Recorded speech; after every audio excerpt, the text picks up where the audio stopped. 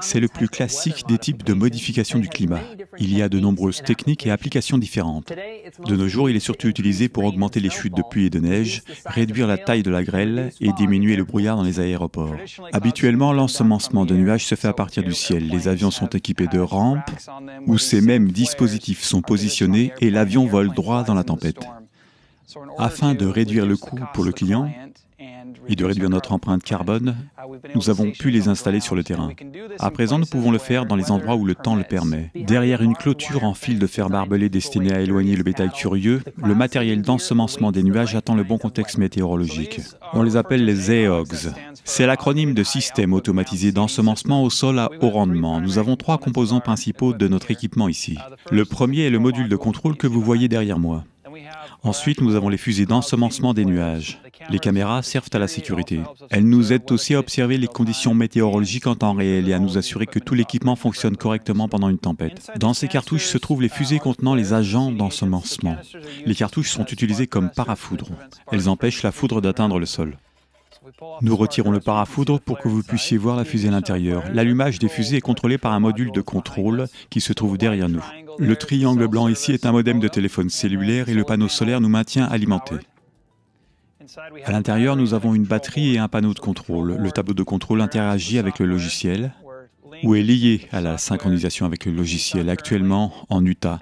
Et cela nous permet de lancer ou d'allumer n'importe quelle fusée à partir de cet emplacement à distance. En raison de l'absence de nuages et de conditions de vent appropriées, aujourd'hui n'est pas du tout un bon jour pour l'ensemencement des nuages. Mais Garrett et son équipe vont quand même allumer une fusée pour nous, pour vous montrer comment cela fonctionne. Il y a juste un petit problème.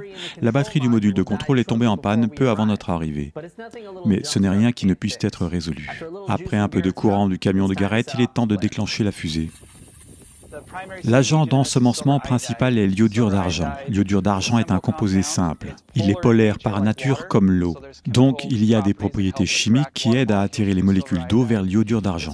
Sa structure moléculaire est également similaire à celle de la glace. Il contribue donc à générer ou favoriser la formation de glace, qui devient ensuite une grêle ou un flocon de neige, qui tombe ici principalement sous forme de pluie. Donc une fusée comme celle-ci a des milliards et des milliards de sites potentiels pour que l'eau s'y agglomère. Nous les lançons par séquence. Nous regardons le radar pour voir quand les bandes à la plus forte concentration d'eau liquide passent au-dessus de nous dans les nuages. Et nous essayons de cibler ces poches de haute concentration dans le système orageux. Nous lançons entre 3 et 20 fusées pour une tempête classique. Une fois les fusées allumées, il faut un peu de temps pour qu'elles montent dans les nuages. Et une fois qu'elles sont à la bonne altitude, il faut environ 20 minutes pour déclencher le processus de pluie ou de neige.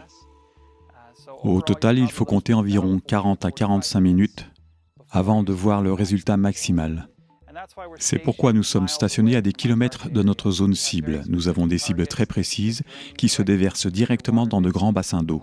Et nous chronométrons ces événements pour qu'ils coïncident avec des pluies au-dessus de ces cibles.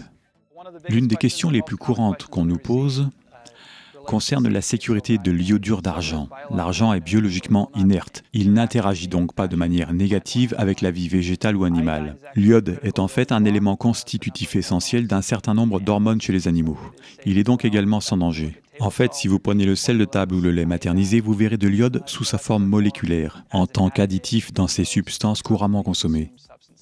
Mais qu'en est-il des autres effets indésirables potentiels? Les ensemencements de nuages peuvent-ils toucher des communautés situées en dehors des zones cibles? Parfois, on craint de déshabiller Pierre pour habiller Paul. Sommes-nous en train de favoriser la Californie au détriment du Nevada? En vérité, lorsque les systèmes de tempête se déplacent au large de la côte, seulement 10% de cette humidité va tomber sous forme de précipitations. Nous cherchons à faire grimper ce chiffre à environ 11%, car nous avons une augmentation d'environ 10% de la productivité naturelle des tempêtes. Ainsi, passer de 10% à 11% en Californie a un impact insignifiant sur la quantité de précipitations qui sera encore disponible au Nevada ou en Utah.